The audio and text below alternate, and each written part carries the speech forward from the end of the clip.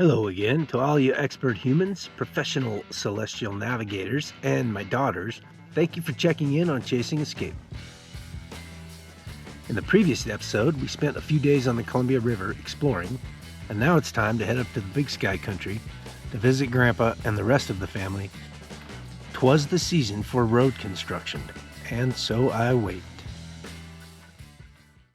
I don't go very long without visiting my granddad. He is 95 years old, probably 96 by the time this episode is on. He and my grandmother raised me, pretty much. Two of the most iron-willed, toughest humans to ever walk the earth. And that is a fact, not my non-objective opinion. Both of my hometowns are old-school Montana. Same as Yellowstone, only with an artsy flair and a lake separating them.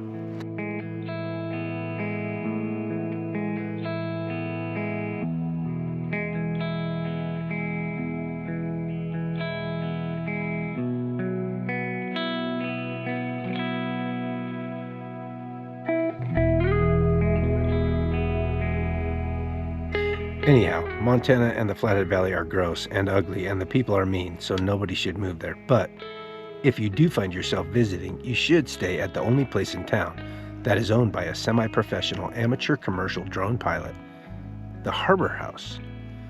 Okay, this is my first sponsorship. How exciting. Sponsoring myself, so not really that exciting.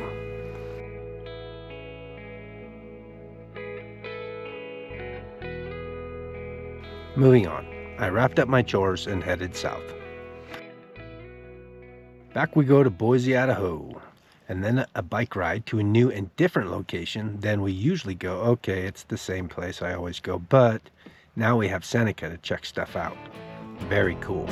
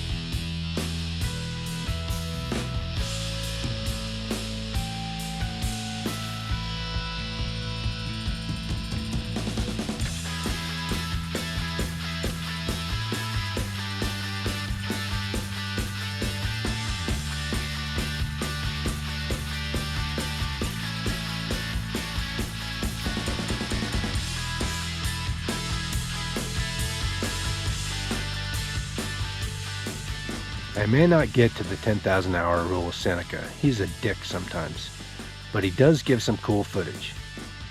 And now he found a paying gig. We need to go check out a tree that needs removed. So back over to the Columbia River we go.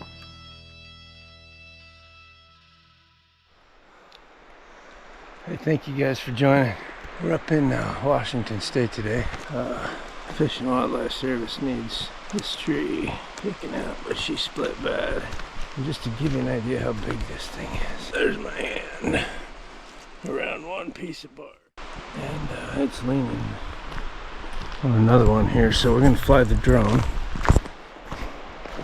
and we take a peek. The dang sun is in our way, but she's way up there. She's leaning on this other tree here, and I think that may be what's holding her up, but I think we can cable across and maybe get this bugger down safely. Boy, that's bad. Let's fly the drone, see what we see. There was a job out for one tree to be removed for a government agency in Washington State. Now you might think, wow, easy money for an old tree cutter such as myself. However, this is a government job, which is to say you will not be able to remove this tree in the most efficient and cost-effective manner. It's just how it goes. My quote to remove this tree was $62,000, which I pulled at the last minute so I didn't look stupid for being too low in my pricing. Yes, I said too low.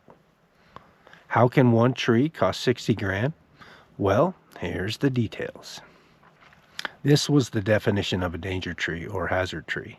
It was overhanging a residence, and it was downright scary.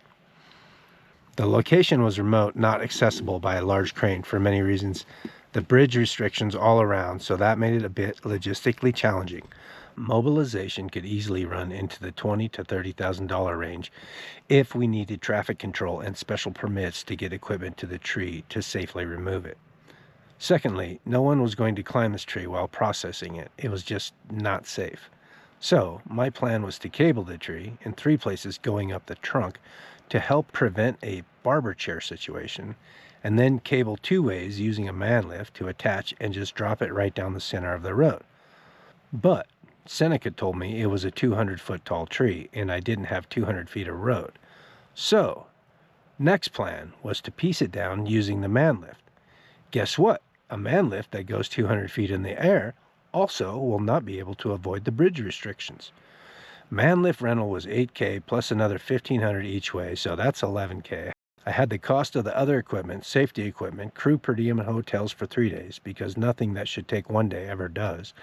There's another $10,000, and then I have to make a profit or I'm out of business for the government, and they don't like losing a sucker. So hopefully I would make around $10,000 for all that risk I just relieved the government of. Seems ridiculous no matter how you look at it. To me, that should be a $250,000 tree just because of the risk.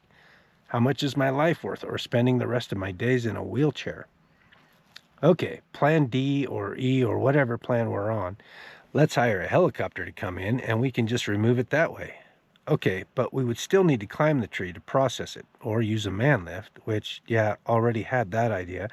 And the chopper guys wanted $28,000 a day with a $48,000 minimum, which I totally get, but, no. So how exactly do you get this tree processed according to the restrictions and obvious dangers? Well, I don't know. I withdrew my bid, but the award was much more than my quote. I'm sure whoever got the job made it go like clockwork. Don't tell anyone, but I was just going to sneak in there at night, put a nice rounded curve cut and a handful of wedges in this bad boy, and let it slowly fall over during the night. And blame it on a Yeti. In the next episode, we have more work to look at. Oh boy, if I could have only seen into the future on this one. And we go back out to Hawaii to catch some crappie and wild horses. Thank you for watching. Subscribe if you liked, thumbs up, and leave a comment.